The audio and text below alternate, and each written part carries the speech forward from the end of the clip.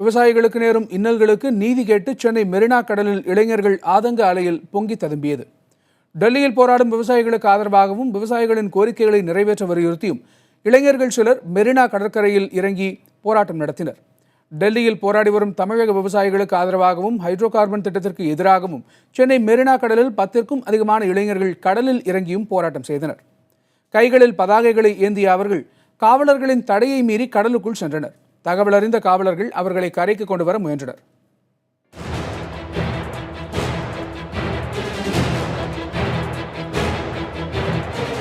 டெல்லியில் போராடி வரும் தமிழக விவசாயிகளுக்கு ஆதரவாகவும் ஹைட்ரோ கார்பன் திட்டத்திற்கு எதிராகவும் சென்னை மெரினா கடலில் 10க்கும் அதிகமான இளைஞர்கள் கடலில் இறங்கி போராட்டத்தில் ஈடுபட்டனர். கைகளில் பதாகைகளை ஏந்திய அவர்கள் காவலர்களின் தடைகளையும் மீறி கடலினுள் சென்றனர். தகவல் அறிந்த காவலர்கள் அவர்களை கரைக்கு கொண்டு வர முயன்றனர்.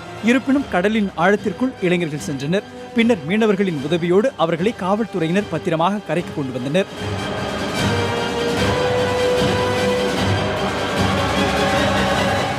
என் விவசாயிகளே அங்கே செத்துக்கிட்டு இருக்காங்க.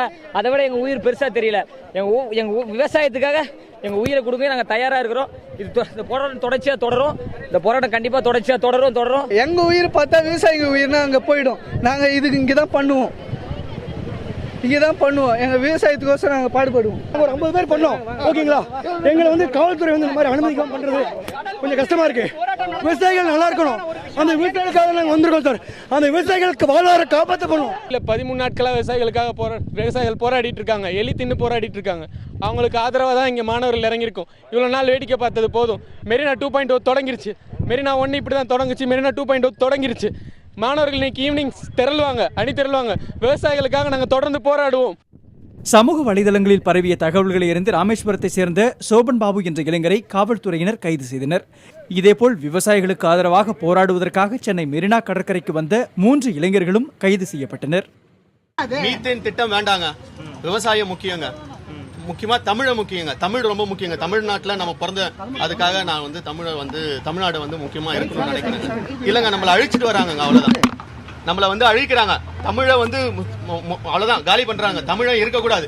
அவ்வளவுதான். விவசாயிகள் எலிய வாயில வச்சு போராட்டம் பண்றாங்க. அதுக்காக நாங்க மத்திய மாநில அரசுக்கு எதிராக நாங்க போராட்டம் பண்றோம். எங்களை மாதிரி இன்னும் பல லட்சம் பேர். இது வெறும் ஒரு ஆரம்பம் மட்டும்தான். இது கண்டிப்பா பெரிய வெடிக்கும்ங்கறத நான் தெரிவிச்சுக்கிறேன். சென்னை மெரினா கடற்கரையில் இளைஞர்கள் திரண்டு போராட உள்ளதாக கிடைத்த தகவலை அடுத்து 200க்கும் அதிகமான காவலர்கள் குவிக்கப்பட்டுள்ளனர். மாற்று உடைகளிலும் ரோந்து பணியிலும் காவல்துறையினர் தீவிரமாக கண்காணித்து வருகின்றனர். டெல்லியில் போராட்டம் நடத்தும் விவசாயிகளுக்கு ஆதரவாக சென்னை மெரினாவில் திரளும் இளைஞர்களை காவல்துறையினர் எச்சரித்து அனுப்பி வருகின்றனர். இதுவரை 25 பேரை பிடித்து எச்சரித்து அனுப்பியுள்ளனர். மெரினாவில் இளைஞர்கள் போராட்டம் நடத்தினால் சட்டம் ஒழுங்கு பிரச்சனை ஏற்படும் என்று கூறி மெரினா கடற்கரையில் உள்ள 4000 கடைகளை அடைக்க காவல்துறையினர் அறிவுறுத்தியதாக கூறப்படுகிறது. இதனால் தங்களின் வாழ்வாதாரம் பாதிக்கப்படும் அவலம் எழுந்துள்ளதாக கடைகளின் உரிமையாளர்கள் கவலை தெரிவித்துள்ளனர்.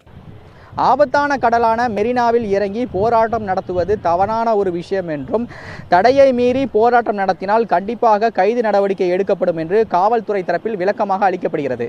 புதிய தலைமுறைக்காக ஒளிப்பதிவாளர் அஸ்வினுடன் சுப்பிரமணியன்.